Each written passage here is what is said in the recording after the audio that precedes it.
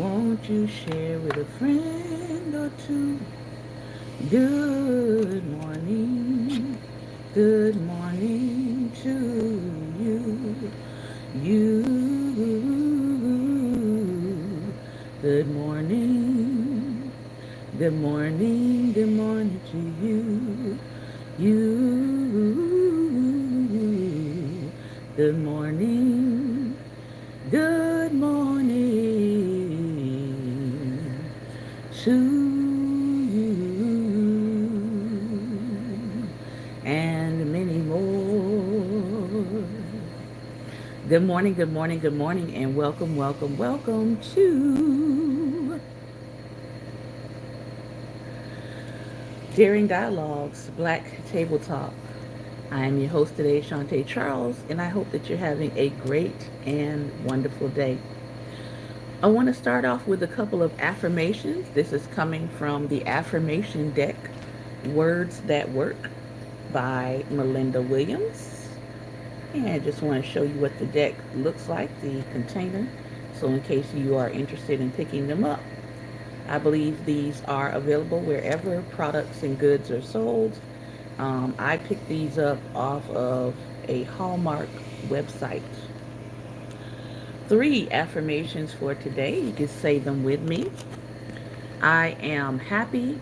I am healthy. I am wealthy. I am wise. I really like this one. I am available to give and receive perfect love. And I am a magnet for healthy, loving, and fulfilling relationships. Well, many of you know who keep up with us on our other days in our other broadcast spaces. I was called in for jury duty. I put something up last night. Hope people got a chance to catch that reel on our Facebook page. If you're watching me by YouTube, good morning, good morning. So yesterday I was not on because I was serving. I was doing my civic duty of going in for jury duty, and it was actually a pretty good process. I encourage people who are kind of wary about serving jury duty to go ahead and do it. Do your civic duty. Oftentimes we talk about the outcomes of trials, and oftentimes, sometimes we don't like the outcomes of trials, but guess what? Juries are involved in those trials. And so one of the ways to affect change in the area of law is that when you are called upon to do your civic duty to serve as a juror, that you actually follow through with the process and be willing to go through the process of selection. Does not necessarily mean that you'll be selected, but there is a process, and I think it's a very good one. And as the judge who we spoke to yesterday talked to us about, he said that this is one of the products of the American life, right? It's one of the reasons, it's one of the ways that does make us stand out as a country from other countries all over the world. This idea that you can be judged by a group of representatives of your peers. So I thought that was very important to note and to highlight. All right. The other thing I want to talk about really quickly, for those of you who are on my Facebook page, I put up a post on yesterday, and I want to make sure that I'm very clear about what I meant, because I don't want people to misconstrue what I am saying. So that's why I'm going to talk about it really quickly today, live, so that people can understand what I'm saying and what I mean. I would much rather you hear from me than you try to guess and figure out what my intentions were and what I was saying. So let me go to that post. Give me just a moment because I want to read it the way that I wrote it. Where is it? Let's see. Nope, that's not it. The post is in reference to content and content creators. And so I want to make sure that people are not misunderstanding what I am saying. Yeah, this is it here. Okay. All right. So the post says, and I'll put it up here so you guys can see which post I'm referencing. The post says, y'all do realize when we share content that the same phone you use to ask for more information can be used to obtain said information, right? And folks want to come for the children who don't want to do anything for themselves, and then they wonder where the source lies. I'm making a comparison here between the way that a lot of our young people don't like to search out further information, but we also have adults that do the same thing that are teaching young people to do the same thing. Okay? And then my other part of this post at the top says, I do appreciate the people who bring information to a post rather than asking for more details and content to be supplied. Spam, of course, is the exception. It is a love language of mine. So, as an educator, as a former school librarian, as a former librarian assistant, I understand the importance of research. It's part of the reason why I go and read articles and pull those articles and post them to my page as content. That means I'm not just posting an article that I haven't taken time to look at, read over, see what's inside of the video, inside of the article. Sometimes there are videos embedded. Sometimes I will screenshot parts of the video and post that. And then I will put link in the comments. In other words, when I post content or I'm sharing the content, it means I've already previewed that content to make sure that I'm not giving you something that is invalid. Okay? So when you come onto my page, after I have given you content and given you the link for it, sometimes taking pictures of books and posted those and referenced those, some of them I have right in front of me, for you to then come after that and say, where's the book? Where's the link? Or you're asking me things that's already written in the description for you. That's where I get concerned, because I'm like, are you not reading the post description? Are you not going into the comment and clicking on the link? So some of the questions that people are asking on posts are about things that are literally already there in front of their face. Now, if you cannot read, okay, if you cannot read, okay, I don't know that. I'm on the other side of a screen. If you cannot read, I'm on the other side of the screen.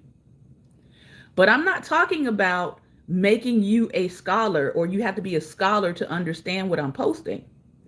I'm literally writing a description that people bypass when they look at content. I'm literally telling you the link for the article, the link for the subject matter is in the comments. I went and found the link and posted it so that you could read further if you want further details. So when you come in the comment section asking for further details, I've literally already given them to you. So I'm concerned. I'm concerned because I'm like, do they not see the post description? Do they not see, like, if I sourced someone else, I will write who the person is that I sourced. If I'm posting a video, I will write who the video creator is so you can go find that video creator on the other sites. So I'm not asking people, I didn't think I was asking people to do something that required a scholarly level of searching out or research. I didn't think I was. Now, if I am, somebody tell me if I am, but I didn't think I was, okay?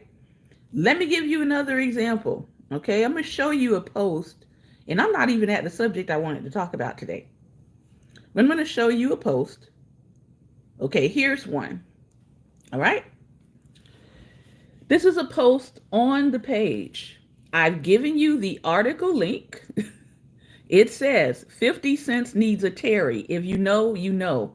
And then I hashtagged Rebel Ridge. So if you don't know who I'm referencing, all you have to do is click on the hashtag Rebel Ridge, and it's going to bring up the movie Rebel Ridge. And if you want to know who I'm referencing in Rebel Ridge, all you got to do is read.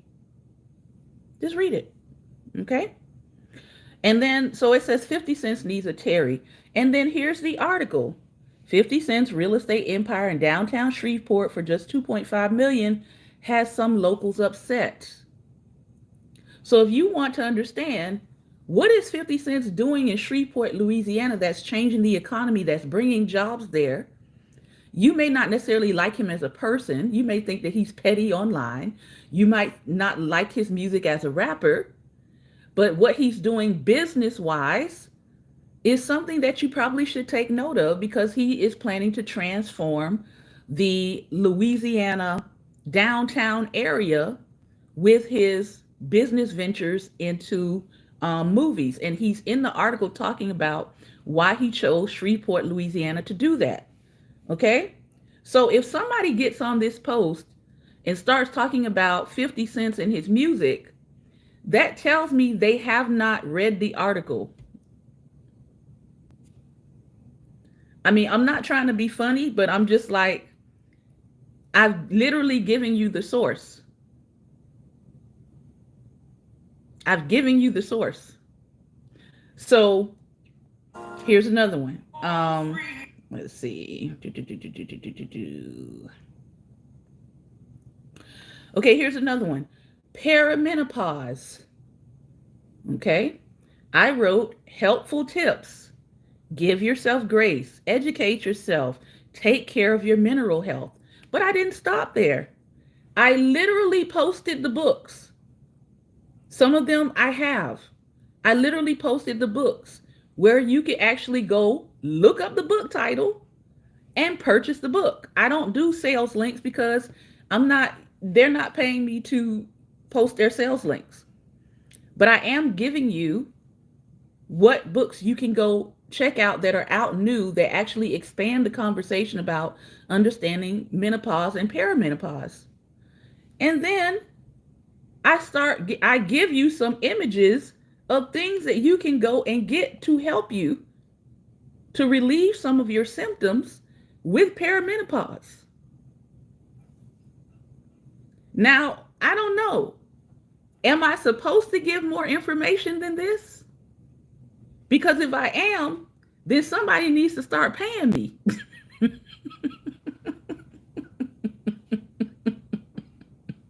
I'm just saying. So, again, content creators, when we put up content, typically most of us are giving you sources, we're giving you images, we're giving you articles, we are describing what we're putting up. And if you want to dig further, the information is literally right there as a starting point. As a starting point. One more time, as a starting point. And if you want people to do further research for you, then you should consider donating to the content creator that you're spending a lot of time asking all of these supplemental questions. Because the reality is, a lot of us as content creators, we have other jobs. I have 3 businesses that I run. This is not a business for me. This is a labor of love. This is something I enjoy doing. But some people make it unenjoyable because now you're asking me to do something you probably should be paying me to do. I'm just saying. So I think we need to be fair. And I'm not just talking about me. More than me has come on this platform and said the same things. Like, okay, you guys want all of this information. You want additional information. You want all of this research, but you don't donate to the content creators. at all. I mean, I'm thankful when people do donate, but you don't donate. And so I feel like sometimes um, we're putting pressure where we're not willing to invest. And thank you, Jared, for those words. Sometimes we're putting pressure where we're not willing to invest. All right?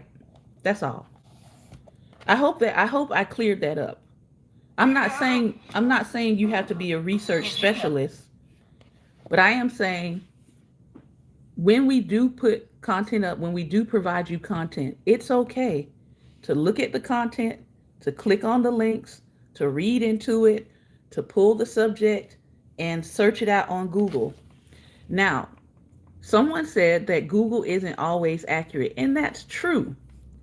But if I did a basic Google search, okay, let's say you have a smartphone. I did a basic Google search. I'm not using Chat GPT. I'm not using any of that. I'm hitting the microphone right here. What books are out about perimenopause? Maybe I don't want to type that, okay? What has Google done for me? Google has given me 3 books on perimenopause. If I want to search that out further, I can click on the book. It's going to give me more books here. And then it says people also ask, what is the new study for perimenopause? I can click on that little arrow down there, and it's going to give me a summary, and it's going to take me to an article. Again, I'm not asking people to do scholarly research. This is the basics. This is the basics. And then it's also taking me to other websites that's giving me articles. Must read books about perimenopause and menopause. The Definitive Guide. Goodreads. Discussions and forums. So when people say Google it, it's not that they're being facetious. It's that literally Google at least does give you a starting point so that you're not all over the place trying to figure out where information is. Is every single thing on there reliable? No. But you can look at an article heading, you can look at an article link and see, does it come from a verifiable news source? Obviously, CNN, ABC, CBS, pretty verifiable news sources. If it comes from something random, a site you've never heard from, then you might look at it with a little bit more speculation. But we're just talking again about the basics. Now, if you really want to do some extensive study, you can do what we always encourage people to do on my page, which is go to your local library. Go to your local library if you can. Your librarians are doing these days, they're doing more than standing behind a desk. They are really there to help you. So that's all I'm going to say about that. I hope that that was a little bit more clear, that I'm not just saying Google it, but we really are actually providing you the content on the page already. And some people still will ask questions without having engaged the content we're already putting on the page. That's all. Patty says, I was blessed to have a father who wouldn't give me the answers, but show me how to find them. It's a lifetime game changer. I absolutely believe that. And here's the thing. Some people have what we call self-motivation. They have a self-initiative about themselves to search and to be curious and to find things out. And some people don't have that, which is why content creators spend a lot of time finding and curating content to put on their pages. So we're already doing that for you. At least engage in the content we've already curated for you. meaning people didn't have to leave Facebook to go find the article on 50 cents. I gave it to them. They didn't have to leave Facebook to go find the article about him. I gave it to them. They didn't have to leave Facebook to find the book titles on perimenopause. I gave it to you. I gave you a starting point. So let's be a little bit mindful about that when we are asking people to give us more, give us more, give us more, and we're not willing to invest in what it takes for people to go and give you more. That's all. All right. I want to get a little bit back into Rock My Soul. Black people and self-esteem. We have been on this for a moment, and we're going to continue to be on it for a moment on Tuesdays. This is by Bell Hooks. Bell Hooks has some amazing work. Some of the books that we've already read by Bell Hooks through Daring Dialogues, we have already read All About Love. Very, very powerful book on love. I highly recommend it. But we're on Rock My Soul, which is all about Black people and self-esteem. We're just reading a segment today, and then we're going to have some discussion. Now, some of the words that Bell uses in her work, some of the words she uses, I am going to not use them because I don't believe in using racial slurs. Some people are cool with it. I'm not cool with it. Good morning. So I self-censor, okay, for my own personal self. So if you hear me say N word versus the full term, that's what I'm doing. Here we go. Bell Hooks writes, one mode of colonizing thought referred to outward appearance, which though important was not considered as crucial as the state of mind and spirit in 19th century life. Appearance, coming under the issue of aesthetics, was linked to the idea of beauty as well as desire. No doubt, plenty of Black males, aping the manners and mores of their white masters, desired lighter-skinned females, and that desire influenced their willingness to accept hierarchies based on color. When similar white supremacist logic was applied to the issue of intellectual capability, Black males were not willing to passively absorb white supremacist logic and perpetuate it. They consistently opposed any racist who insisted that Black men were intellectually inferior to white men. Similarly, Black women who were the mothers of these fair-skinned children, who were more likely than darker counterparts to garner favor, were competitive with mothers who produced darker offspring, wanting their child to be the recipient of special favors and privileges, especially if those favors kept a family united or lessened work and brutal treatment. Like colonized Black men, the Black women who endorsed colored caste resisted the notion that there was a hierarchy of the intellect in which darker-skinned folks were deemed inferior. Engaging in a form of psychological splitting, Black folks could resist racist thinking that suggested they were intellectual inferiors of whites, while not only accepting but perpetuating the notion that fairer skin made one more valuable. This splitting continued to take place in the African American life. It led to a convergence of the two categories. Since fairer-skinned people usually had greater access to privileges, they were more likely to gain access to various resources, especially education, that enabled them to improve their lot with much greater ease than their darker counterparts. Visit any predominantly Black college in the United States and examine a photo history of its pupils from the institution's inception to the present day, and one will see a visual collage of skin color politics. In most cases, pictures of female students will show how white everyone looked. As fair-skinned Black people were usually among the privileged, they happily continued their reign over dark-skinned Black folks. Their color caste tyranny, like that of the white colonizer, was advanced by the politics of shame.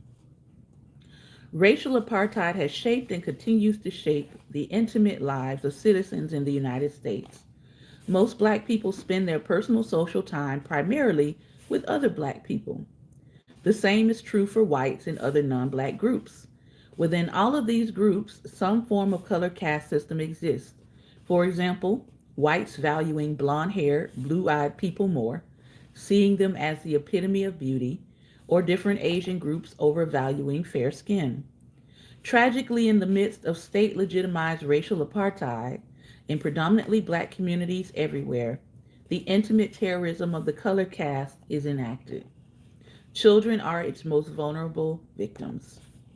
In my first women's studies class, when contemporary feminist movement was just starting out, I was the only black female, she writes. The white students did not comprehend what I was talking about when I disagreed with their assumptions that at the moment of an infant's birth, when it exits its maternal body, the first concern is the child's gender identity.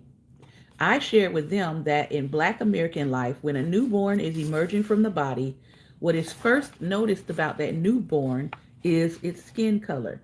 Now, I know this to be true. I don't know if you guys remember when Meghan Markle had her first child, and there were pictures put up, and I think it was just a picture of the maybe the baby's hand or something like that. And people were making all of these jokes about, now, come on, Meghan Markle. You know that black people are not looking for that baby's hand. They're looking for that baby's what? Earlobe. Because usually in the black community, when a child is born, people look at the earlobes because they tend to believe that whatever color that earlobe is going to be the shade of melanin that that child is going to display later in life. And this is kind of what she is referencing here. This notion that for black people, and again, this is a generality, okay? We know there are exceptions. You don't have to come for me in the comments. That in black communities, oftentimes, they're looking for that earlobe as opposed to the conversation she was having, which is people want to know what gender the baby is first. She's like, no. In the black community, we don't do the, oh, you having a boy, he's better. Oh, you having a girl, she's in trouble. No. They look for what color is this baby going to present as? What level of melanin is this child going to have? And so she says that black parents know skin color will, to a grave extent, overdetermine some aspects of their child's destiny as much as gender will. One of the most perverse ironies of white supremacy is the ways in which white colonizers created skin color castes that were kept in place by white folks who, within their group, valued fair skin over darker complexions, straight hair over curly, and yet who adamantly disavowed any knowledge of white supremacist thinking when it came to aesthetics. Time and time again, I've seen white folks recoil when hearing about the brutal dimensions of color caste hierarchies as they are played out in black life, who, however, see no connection between their aesthetics and the colonized black person's worship of whiteness. All black people have witnessed someone being victimized by the politics of color, whether it's hearing slogans like, a blank N-word is a no good N-word, or watching an adult degrade a child by suggesting he is evil because he is so black, or hearing a child speak contemptuously to another child about their appearance. Every day, somewhere in our culture, a child is telling another child, I can't play with you because you're too dark, or you can't come to my party because your hair is too nappy. My maternal grandmother, who was able to pass for white, always degraded our dark-skinned sister, calling her Blackie. As children, we witnessed my sister's wounds, the way they affected her self-worth, and we felt fearful of our own self-worth. Now, again, she's talking about her personal story. In my life, my my paternal grandmother, who is darker than my indigenous maternal grandmother, she and I were having a conversation about this one time. This was before she passed away. And she said to me that her mother and her grandmother had these issues of, if somebody in the family was darker, they would try to make them lighter skinned. And she told me about how when she would go over her grandmother's house, her grandmother would have this very, very harsh lye soap.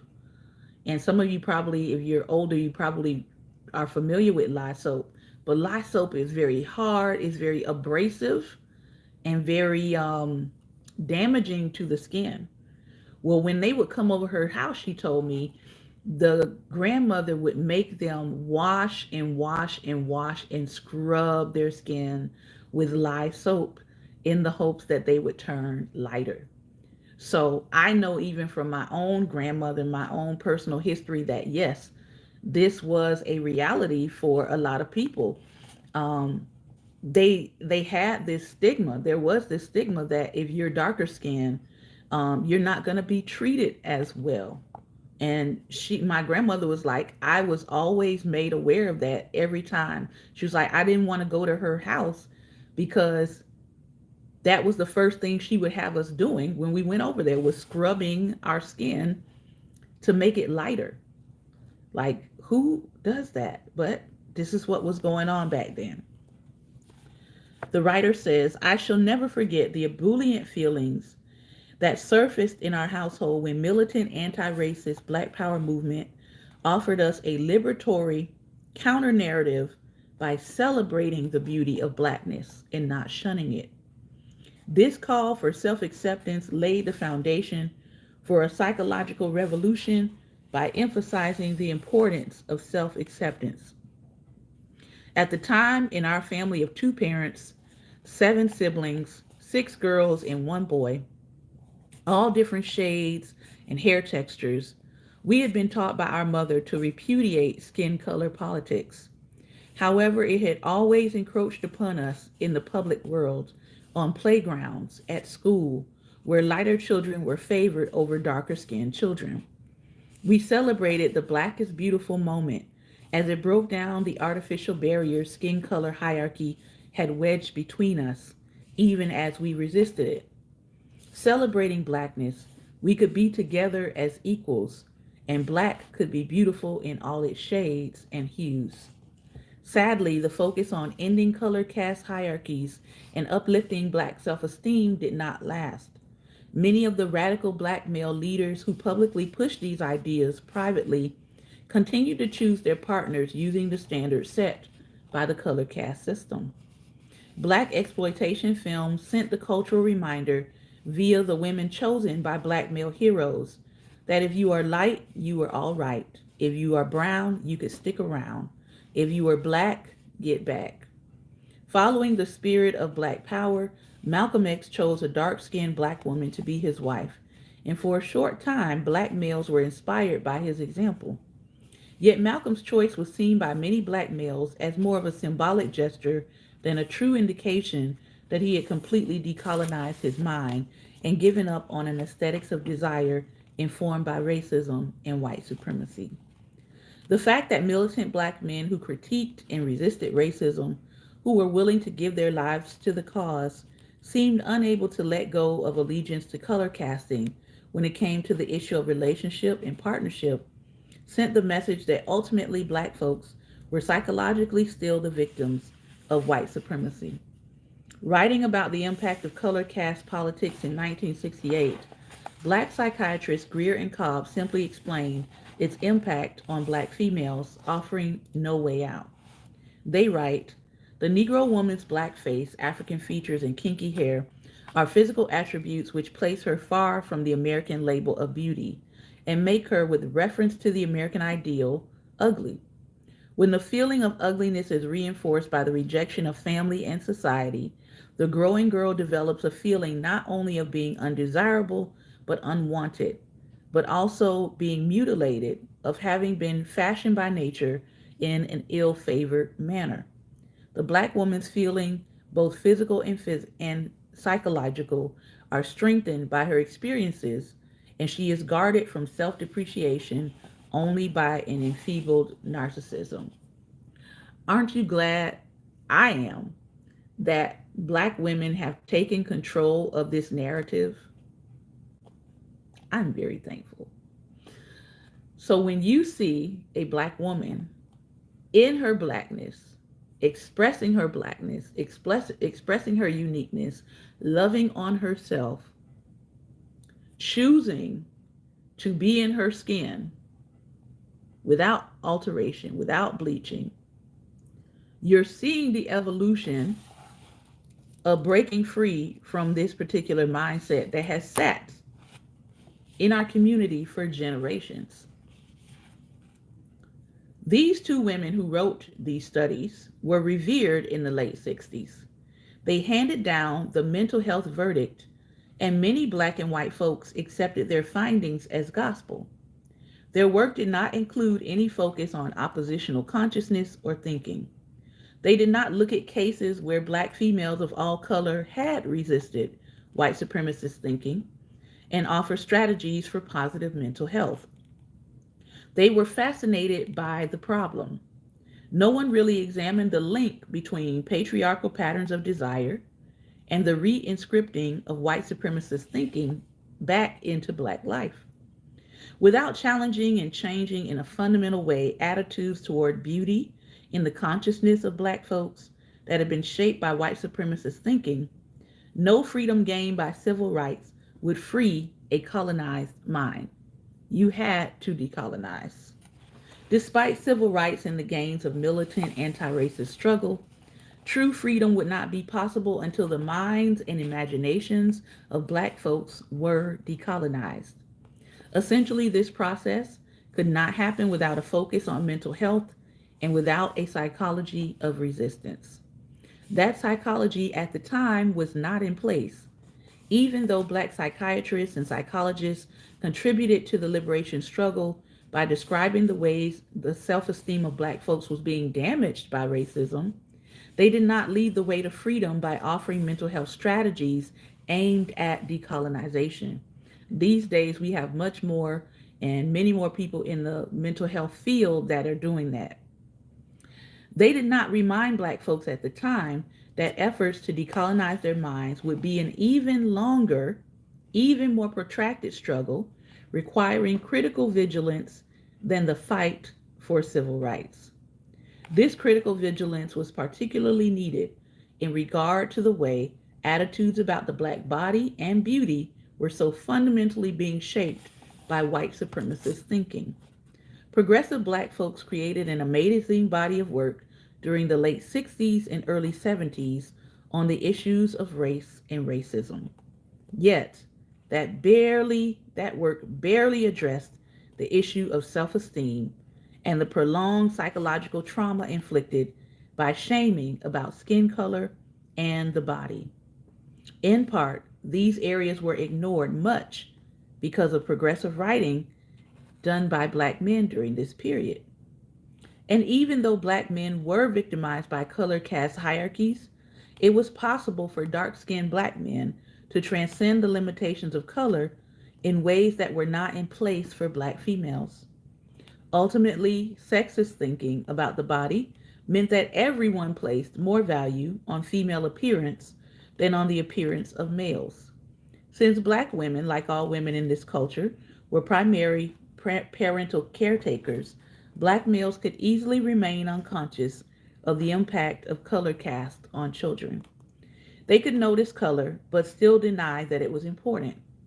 Leaders like Martin Luther King Jr. could talk and write about love without ever mentioning black self-esteem.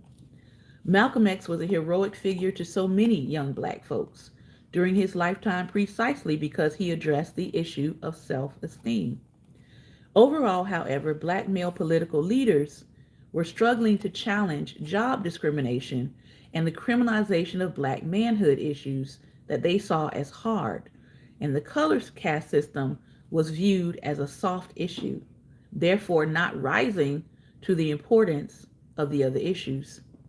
This was just one of many instances in the Black liberation struggle where patriarchal thinking created a fatal blind spot.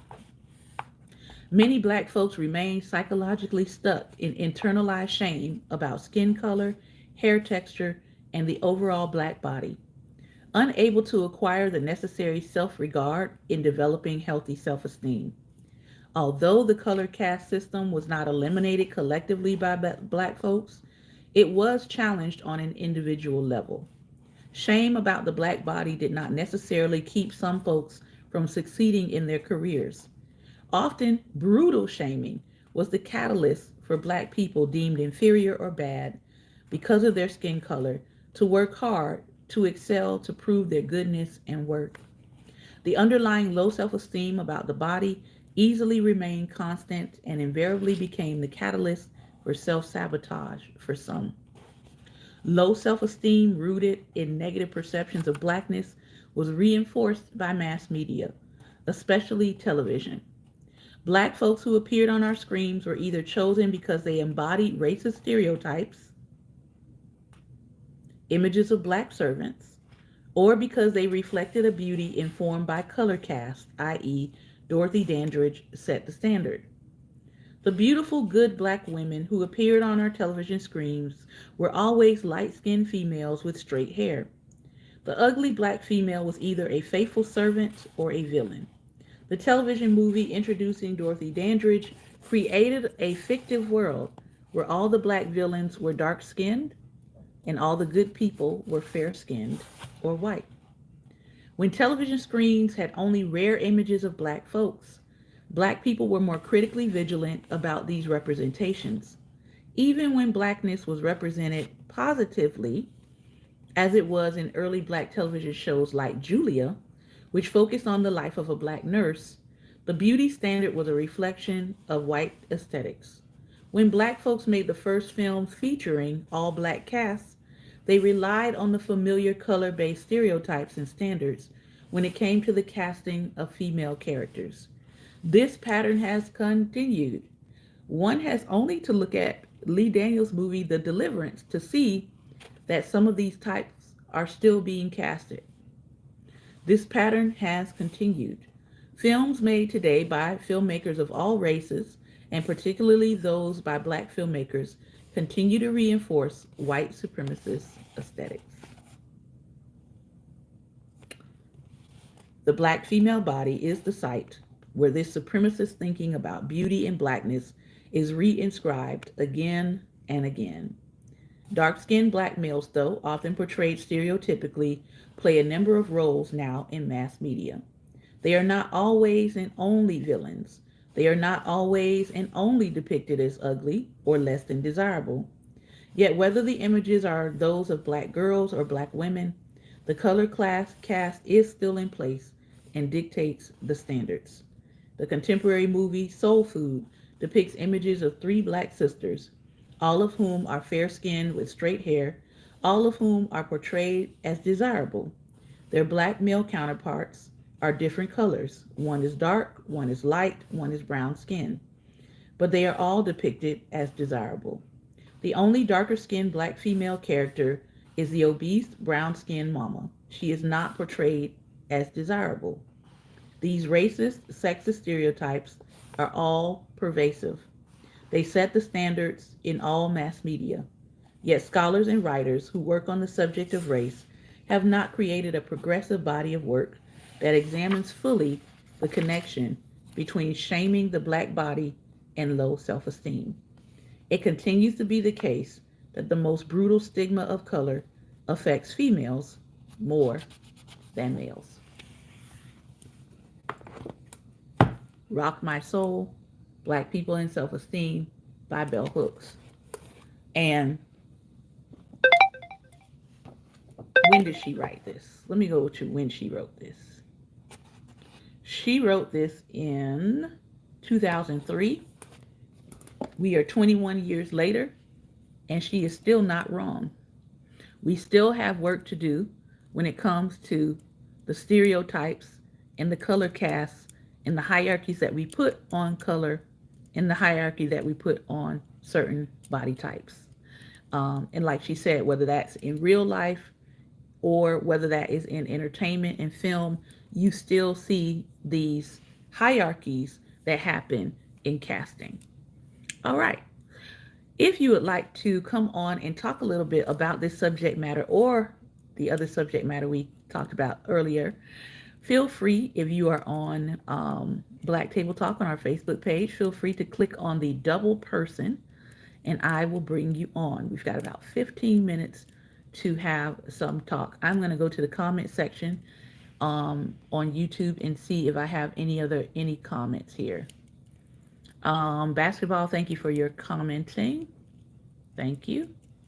And let's see. We do have some talk back. So, as we sign off for YouTube, if you want to come join us, we're on Black Table Talk. That's our Facebook page. We're continuing to talk back over there. I'll see you.